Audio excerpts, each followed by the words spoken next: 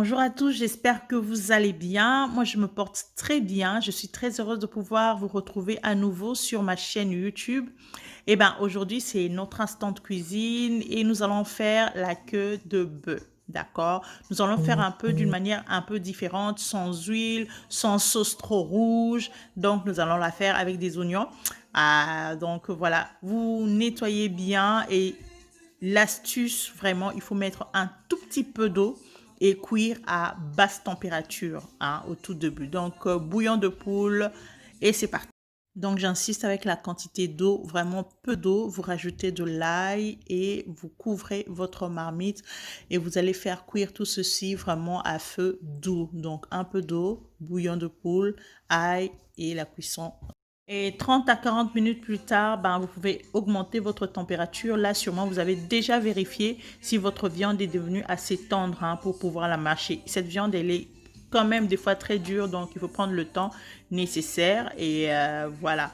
Donc, à ce moment-là, vous allez prendre les ingrédients dont on a besoin. Donc, on a deux gros oignons, un paprika et puis du piment, tomates, j'ai juste pris deux petites tomates et puis voilà, donc vous commencez à mettre les ingrédients un à un tout en mélangeant pour que ça se mélange bien. La beauté de cette recette, c'est vraiment les oignons. Donc, mettez-en autant que possible. Donc, moi, j'en ai utilisé deux. Vous pouvez en mettre trois ou quatre. Et ne coupez pas en petites tranches. Faites des tranches quand même assez grandes qui pourront être croquées, d'accord? Parce que, plus ça cuit, plus les tranches s'amincissent, si je peux dire ça comme ça. Donc voilà, vous les mettez et vous commencez à mélanger. Il faut que vraiment que la viande imprègne ce parfum d'oignon en premier. Et après, vous allez mettre vos paprikas. Je mets de côté les piments parce que, sûr que les enfants aimeraient goûter et ils sont pas très habitués au piment, donc j'aimerais pas écraser mes piments, donc voilà pourquoi je vais les mettre vers la fin.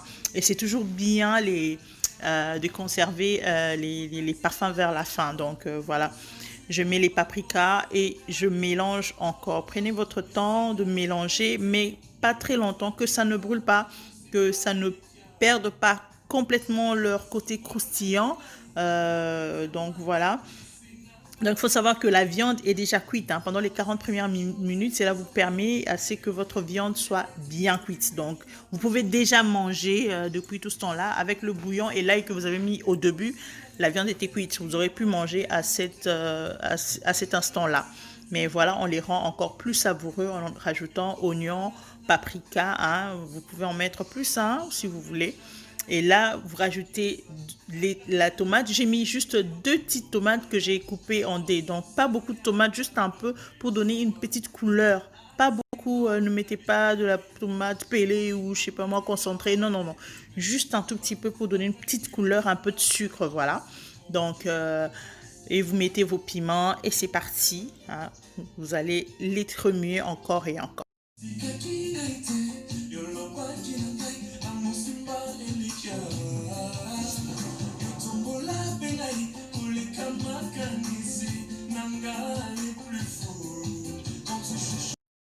Je mélange ainsi donc jusqu'à ce que mes légumes soient bien cuits. Et puis lorsque je vois que c'est cuit, je vais rajouter la ciboulette et ma feuille de laurier sans écraser mes piments encore. Donc voilà, ça c'est vraiment la cuisine, la cuisson est complète, elle est finie. Vous voyez, je vais même éteindre ma plaque parce que c'est fini. Je rajoute la feuille de laurier et la ciboulette à la fin, quand c'est cuit. D'accord? Et puis, je vais couvrir. Et juste la chaleur de la plaque va permettre, en fait, le parfum de la ciboulette de ressortir.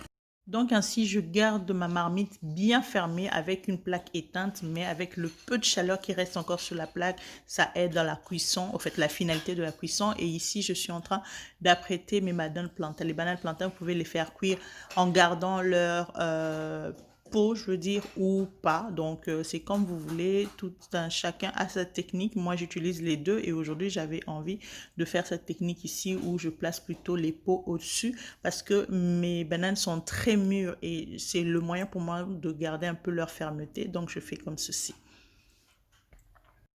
Donc voilà, tout est cuit, hein, tout est cuit. Je vais servir maintenant. Je voulais donner quand même une petite astuce. Quand vous faites le riz, les pâtes, les bananes plantains et qu'elles sont un peu trop molles, parce que là, mes bananes étaient vraiment molles vu que c'était très, très mûr. Faites-les passer un coup dans l'eau froide pour qu'elles redeviennent un peu plus fermes. Même les pâtes, si vous avez mis beaucoup trop d'eau et qu'elles sont molles, eh ben, faites-les passer dans l'eau très froide et vous verrez que ça va reprendre un peu de fermeté. Donc là, c'est ma belle viande, ma bonne viande que je suis en train... Je vous assure que j'ai pu finir ce bol. C'est tellement bon. Vous voyez, l'aspect visuel aussi est parfait. Vraiment.